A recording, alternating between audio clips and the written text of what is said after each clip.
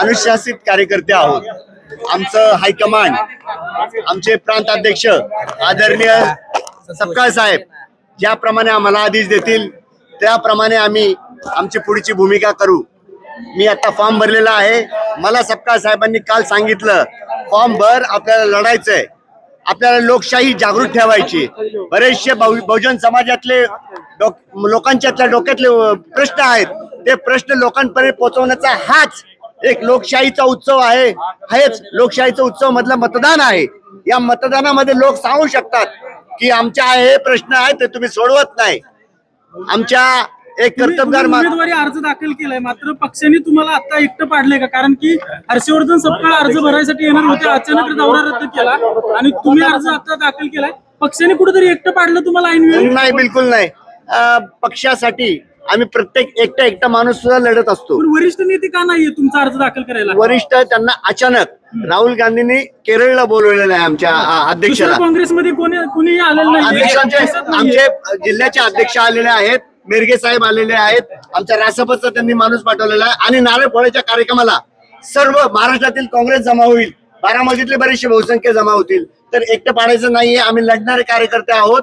एकला चलो. आमच्या जानकर साहेब नेमके कोणासोबत आहेत? कारण की जानकर साहेबाचा तालुका अध्यक्ष, राष्ट्रीय समाज पक्षाचा अध्यक्ष आमच्या बरोबर आहे. त्यांनी त्याला पाठवलेलं आहे. महादेव कोकरे आहेत, असे सगळं राष्ट्रीय समाज पक्षाचा अमोल सातकर जो इथला नगरसेवक आहे, किरण गोपने, हे सगळेजण आमच्या बरोबर आहेत. आणि आम्ही सक्षमपणे मताधिक्याने विजय व्हाल जर निवडणूक झाली तर? ही निवडणूक मताची नाहीच आहे. ही निवडणूक लोकांच्या प्रश्नाची आहे, लोकांचे मुद्दे मांडण्याची आहे. आम्हाला एक संधी मिळाली, लोकशाहीमध्ये एक संधीचं आम्ही सोनं करू. आणि अत्यंत ओबीसीचा मुद्दा असेल, मला एक सांगायचं, इथं ओबीसी नेते हाके यांनी विड्रॉ का दिला?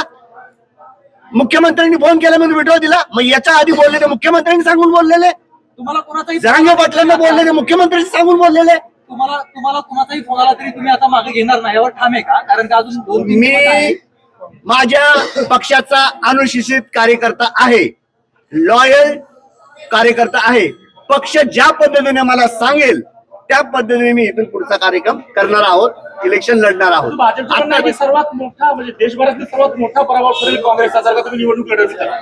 आमचे मुद्दे लोकांपर्यंत गेले आणि त्या मुद्द्यांना उत्तर मिळाली तरी आमचा हा विजय आम्ही मानू. मतात आम्ही इंटरेस्टेड नाहीत. मत किती पडतील याच्यात आम्हाला बिलकुल रस नाहीये. म्हणजे तुम्ही काय पराभव मान्य केलाय? अजिबात नाही. आम्ही सक्षमपणे लढणार आहोत. आम्ही विजयासाठी लढणार आहोत. आम्ही लोकशाही वाचवण्यासाठी लढणार आहोत. पुरोगामित्व टिकण्यासाठी लढणार आहोत. हे भाजपच्या दुटप्पी धोरणावर विरोध. आपला महाराष्ट्र समाज सुधारकांमुळे ओळखत होता, आता बुवा बाजींमुळे ओळखतोय. या म्हणून आम्ही युतीला विरोध आहे. आम्ही युतीचं जे काही कार्यपद्धती आहे त्याच्या विरोधात आम्ही बंड पुकारलेला आहे. पवार जेव्हा निवडणूक लढवत 1 लाखाहून अधिक मताधिक्याने त्यांचा विजय व्हायचा, यावेळेस काय होईल असं वाटतं तुम्हाला? मतदान किती असेल, तुमचं मताधिक्य किती असेल? ही निवडणूक तात्विक आहे. आम्ही आमचे मुद्दे जे काय आहेत आमच्या, म्हणजे आदरणीय अजितदादांचा तो मृत्यू झाला, त्याची FIR कॉपी दाखल झाली नाही. FIR महाराष्ट्रात एवढ्या मोठ्या माणसाची FIR दाखल होत नसेल तर सर्वसामान्य काय स्थिती आहे? असा हा महाराष्ट्र आता कायद्याच्या विरुद्ध चाललेला आहे. काय कायद्याने काहीच नाही चाललेलं. अशा पद्धतीने मुद्दा रोहित पवारांनी मांडला होता. रोहित पवारांचा पाठिंबा आहे का तुम्हाला? मग मला पाठिंबा कोणाचा आहे, पण मी एक माझ्या मनामध्ये आदर्श मानलेला आहे. रोहित पवारांनी ज्या पद्धतीने पत्रकार परिषद घेतली, रोहित पवारांची पत्रकार परिषद घेतली, त्याला आमचे नेते राहुल गांधीने दिल्लीत जाऊन सांगितलं की तू, आमचं राज्य आहे कर्नाटक राज्यामध्ये तू FIR करू शकतोस. 0 FIR तिथे राहुल गांधींनी केली. म्हणजे आमच्या माणसाला, आमच्या या कर्तबगार पुरुषाला कर्नाटकमध्ये राहुल गांधीच्या सांगण्यावर न्याय मिळण्याचा प्रयत्न होत असेल, त्यांच्यासाठी आम्ही काही करू.